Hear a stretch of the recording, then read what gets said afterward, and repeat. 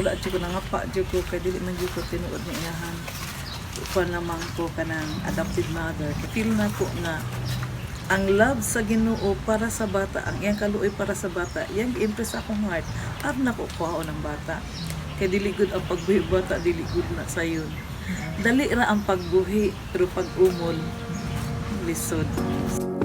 Isip inahan, dili lalim ang pagbuhi, pag-atiman, ug pagpadako og mga anak.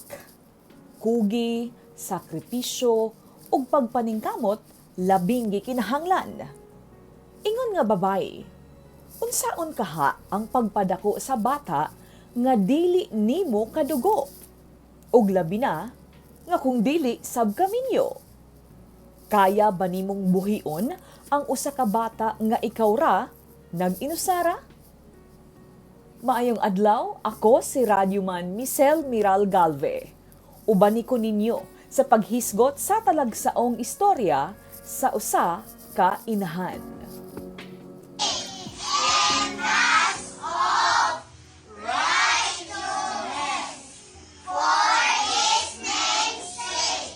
Sa Panabo City, Davao del Norte, nanimuyo ang mag-inahang Algie ug Jericho Ingles.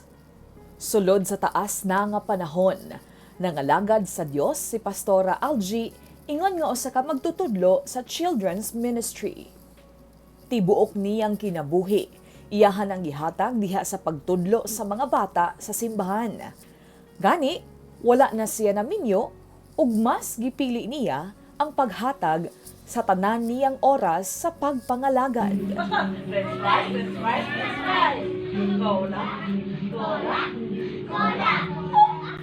Dili man tuod minyo, apan gipili sa Dios si Pastora Algie nga mahimong inahan nga maoy moalima sa usa ka bata nga nanginahanglan sa iyang gugma ug pagpangga. Nakita na ko ang bata nagdula-dula, murag ka ng trapo galakaw, tuoy kayo. Tapos, akong ginandung, naglakaw-lakaw man ka sa imong mama. Yan na may mga tao sa palibot, basta niya mag-insult ang mama, diretso rin eh. Wa ko kabalo ang bata, ay sunod ay sa kuwa sa akong giatuan. Dito lang siya sa kusina, kaya dito man po dahil siya natuyo sa likod. Pag abot dito, giaway siya sa bata, nihilak siya, kay murag, pati bata, unwanted yun siya. Pati mga bata, dagdaogon siya. Katong panahon na nga, akong gibuyog ang bata, nituol siya, nigako siya sa akong tuhod. Pagkuan sa tuhod, mutuningong ko nga, nagikuan, babati ko sa Ginoo sa iyang kaluoy. Mutanggi, alsa na ko ang bata, gipatong. Pagpatong na ko na, hinggakos gina siya. Hangtod abot ni sa balay, wa gina siya ni. Karang wala gina siya ni buwag. Mutuin ko nga, asa na inahan ani?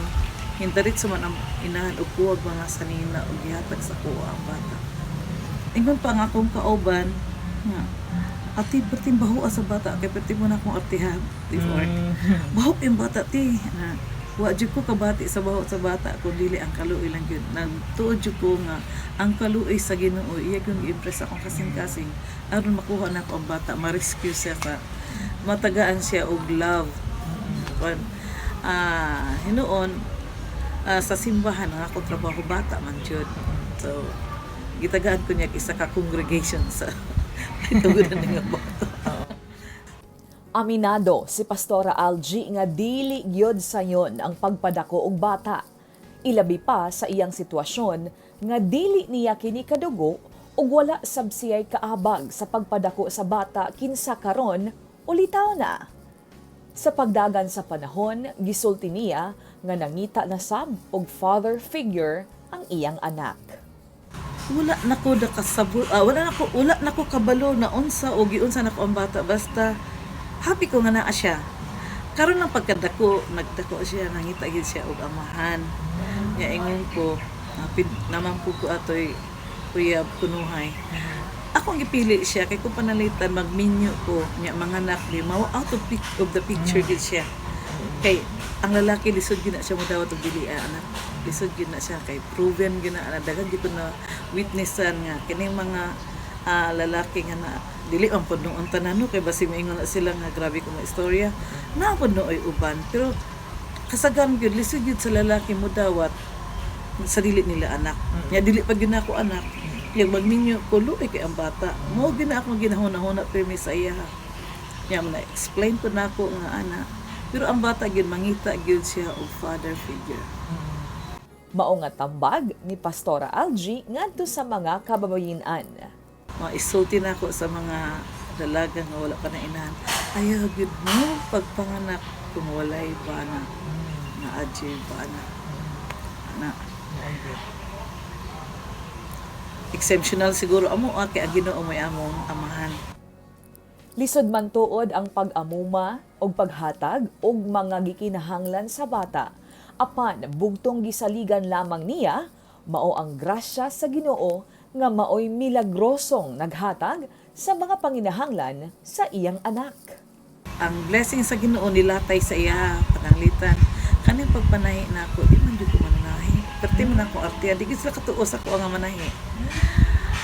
Niya dayon. Wa na ko na agi tun-an. Pero atong time nga kinahanglan ako mo lain kanama ko sa simbahan og puyo. Kinahanglan ako maglain. Ingon ko sa Ginoo nga kini sa Deuteronomy. Ingon pa nga God will give you the ability to produce wealth. Munang tahi. Dili gayod sayon ang pagpatubo sa mga anak. Gani walay usa ka nato nga makapanghambog nga kita perpektong ginikanan o perpektong inahan. Duna sab kitay mga kakulangon ug mga kapakyasan. Apan atong timan-an nga labaw pa sa atong mga kakulangon ang grasya ug gugma sa Dios nga atong amahan didto sa langit. Kaya niingon gani ko sa una, kung naala eskwelahan, how to be a good mother, na-eskwela ko. Pero dili na mali, di ay ko, to be a good mother is a prayerful mother. Muda mo adtog kay Jesus, pero may kay wa takabalo ba nga, unsa ang ma-experience unya sa inyong mga bata. So, ako na siya kamangon, ilihans yun ako na ang iyang heart. In the name of Jesus, in the name of Jesus, Lord, baliktara ang iyong pagbati, Ginoo, in the name of Jesus, kana good Lord, kanang covering sa imong blood, guard his heart, nga dili pataka o kanang in love. Katog yung babae nga imong giandam para sa iya, perfect para sa iya, ha, ana-ana ko sa Ginoo. Sa ikatulong ulahing pulong ni Jesus, una siya gibugtuan sa kinabuhi didto sa krus. Iyang gitugon sa iyang inahan nga si Maria ang iyang tinun-an. Ingon man, gitugon sab niya si Maria ngadto sa iyang tinun-an. Sa Juan kapitulo 19 bersikulo 26 ngadto sa 27 giingon, sa pagkakita ni Jesus sa iyang inahan ug sa tinun-an nga iyang gimahal nga nagbarog didto, miingon siya sa iyang inahan, "Babay, siya ang imong anak." Unya miingon siya sa tinun-an, "Siya ang imong inahan." Sukad niadto gidala sa tinun-an si Maria aron didto na mopuyo sa iyang balay.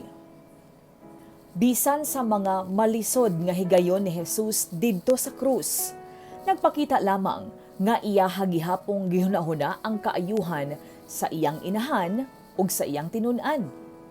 Nagpakita sab kini nga gihatagan gayod og dakong bili ni Jesus ang relasyon sa inahan ug sa anak. Woman, behold thy son.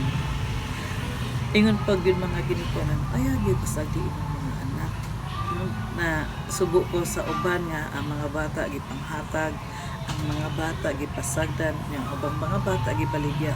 Naingon ko, naingon mo siguro na ginatsulti ni Jesus dito sa krus na behold thy son, behold thy children. Pagtanaw na to ato mga anak, tareha sa karon lang taon na to unsay mga pagkinahanglan sa bata. Unsay ang bata gid number 1 niya nga need love yun na. Nya dayon understanding. Unya katong nga kuan sa among kinabuhi, ang application nako ato is pagtubo sa bata, magtubo pod ang iyang kanang influential maging palibot, no? Kung unsay nasagap gikan sa gawas, mao pod na unya ang bata karon naka-experience o kaning makaingon na to nga labad sa ulo sa ginikanan, no? Nya dayon naalagi ko sa pagpangalagad ang pagtuna ko nga ako ang makasolve o ako makakuan sa mga bata, ako'y makapanton sa iya. Murag sa ako na experience mali, wala gyud tay mahimo kung wala ang Ginoo. Ang kuan lang gyud nato is ampo lang gyud ta. Kay kanang pagpabadlong sa bata ang akong gituguan is part of his growth. Parte gyud na how could they grow kung wala sila palpak? Kung saan nila pag-learn kung wala sila mga na kamalian na itabo sila kinabuhi. Timan parents o mother, dili kita ang makausab sa bata. Ang Ginoo ra gyud through our prayers. Be prayerful gyud, no? Na sa mother jud ko makastan o isog kay masulti kay wa man gud koy bana wa say father. So ang amo lang gyud is kanang ang ako lang jud nga gikuan nga ang among amahan ang Ginoo ra gyud. Ang amahan naga-provide sa mga pagkinahanglan man no. Pero single biya ako, wa po ko'y bana, pero gi-provide yun sa Ginoo ba? No, yan. Muna yung ginaingon nga, tanan lang yun isalig, dili may anak kada ko uron amo income kaya wala naman ko nagtahi. Pero ang kinabuhi na mo kaniya ito, mura man gihapong kinabuhi karon. No, may kwarta o wala. Ang number one good nga makapalinaw sa tao is doon na kay contentment. Ona niya, o pagsalig sa Ginoo. Kada buntag, kada bata nato, ato yung isulti sa Ginoo nga, Lord, salamat. Yung usahay kay sakit man magpasalamat sa mga sakit ni eksperyensya. Pero timan mo ay the best daw nga pagpasalamat kanang naa kay kasakit nga gibati. So, muna kumasulti sa mga ginikanan, sa mga inahan, no? Ingon pa, kung dili daw mag-usab ang bata, ikaw daw mag-usab. Listen kayo mo. Ano mag-usab? Taas mag-usab atong mga garbo matandog. At kita daw mag-usab. Panalitan. Ang dili gusto sa mga bata ko ka ng pagkapiyaw-yawan. Usa lamang si Pastora Algie ug Jericho sa daghang mga kinabuhi nga giatiman pag-ayo sa Dios bisan sa malisod nga sitwasyon. Dili man tuod sila magkadugo, apan sama ra gihapon nga mga hagit ingon nga inahan ug anak ang ilang naagian. Niining tanan sa relasyon diha sa pamilya, mao kini ang tambag ni Pastora Algie ngadto sa mga anak ug sa mga ginikanan. Ang mga anak ko na mga anak ko na minaw, igsultigin ako sa inyo ang sikreto sa pag-uswag, ang pag-obey ra gyud sa parents, no? Honor your father and your mother. Ayaw singhagi, ayaw sukol, no? Kay og nakasukol man gali kinahanglan mo learn mo may ngayt pasaylo. Kung dili man gani makasulti, usay kay maulaw ta masulti, iagi og buhat kay mas kusog kayo ang buhat kaysa pulong. Ipakita ninyo sa inyong mga mama nga you love them.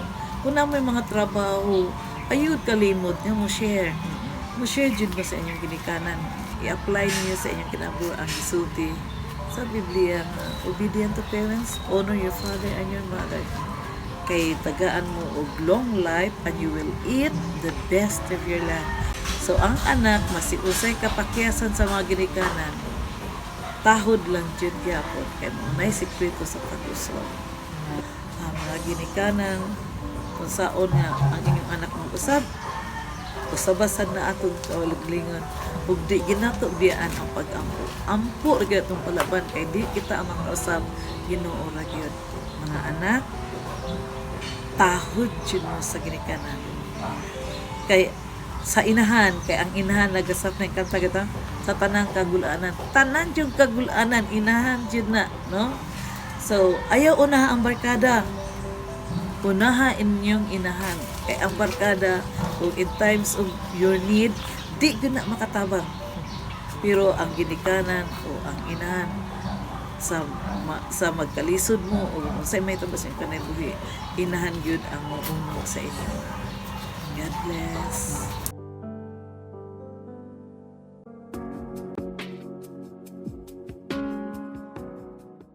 Kung nahimo ni Jesus ang paghuna-huna sa mga gikinahanglan sa iyang mga mabiyaan sa dihang anaa pa siya gilansang sa krus, unsa na lang kaha karon nga iyahan ang gihawiran ang kadaugan og himaya nga walay katapusan. Kanimo usab, inahan ka man, amahan o usa ka anak. Bisan pila pay imong pangidaron, saligi ug tuohi nga si Jesus uban ang amahan sa iyang gingharian naghuna-huna ng daan sa imong mga panginahanglan ug andam siya sa tanang panahon nga ihatag kini kung kita may pagtuo lamang sa iyang gahom ug himaya. Ako si Radyoman Michelle Miral Galve. Ning panahon sa atong paghinumdom sa sakripisyo, pag-antos, pagkamatay, ug pagkabanhaw ni Jesus. Maghatag unta kini og kausaban sa atong mga kinabuhi. Ang krus ug kamatayon gidaog na ni Kristo. Ang kaluwasan iyang gitanyag kanatong tanan. Tuuhi nga namatay ug nabanhaw si Jesus aron tubuson kita sa atong mga sala. Ug ang gasa sa kaluwasan mamahimo natong madawat tungod niya. Dinhi sa kalibutan, dili atong kabtangan, dungog o posisyon o salapi mo ay atong masaligan, kundili ang grasya lamang sa Dios. Magkinabuhi unta kita uban sa grasya nga naghuna-huna sa atong padulngan human sa atong kinabuhi ibabaw sa kalibutan. Mayong adlaw, ang dungog ug himaya, Dios lang ang angayan.